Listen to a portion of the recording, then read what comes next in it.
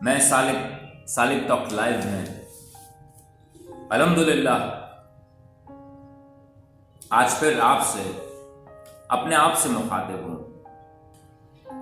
Shifting ایک بڑا مشکل کام ہے۔ جب ہم اپنے گھر شفٹ کر رہے ہوتے ہیں اور ایک جگہ سے دوسری جگہ منتقل ہو رہے ہوتے ہیں، بڑی محنت طلب کام ہے۔ سامان اٹھانا، سامان کو لوڈ کرنا، پھر ان لوڈ کرنا، گھر کو سیٹ کرنا۔ ہم سارے ہی ان تجربات سے گزرتے ہیں جب ہم اپنا گھر شفٹ کر رہے ہوتے ہیں، اور کچھ لوگ ہجرت کر کے اپنا وطن بھی منتقل کرتے ہیں۔ جس کے پاس جتنا کم سامان ہوگا اس کو اتنی آسانی ہوگی۔ اگر کسی کے پاس صرف ایک بیگ کا سامان ہے اور وہ اپنا طرز زندگی ایسا رکھتا ہے کہ اس کو شفٹ ہوتے وقت اپنے ساتھ کم سے کم بوجھ لے جانا پڑے گا، تو بالکل اسی طرح زندگی بھی عارضی قیام گاہ ہے۔ یہاں سے شفٹ ہوتے وقت اگر اسباب کا بوجھ ہم پہ زیادہ ہوگا تو ظاہر سی بات ہے پریشانی ہوگی،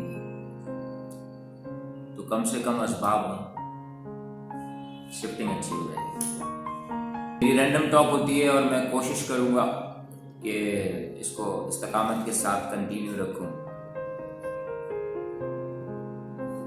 لائک، شیئر اور جو آپ کر سکیں، فالو کا آپشن آتا ہے، سبسکرائب ہوتا ہے یوٹیوب میں۔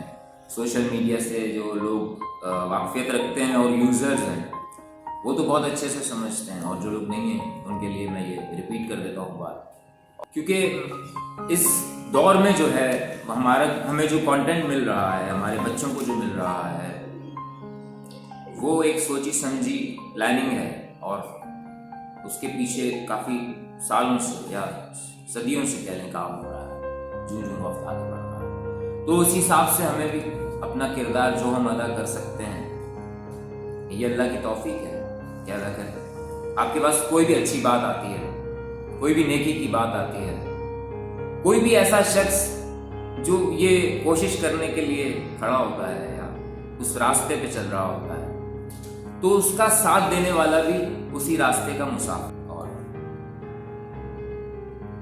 ایک واصف علی سرکار کی بات پر ختم کروں گا کہ جو حسن ہے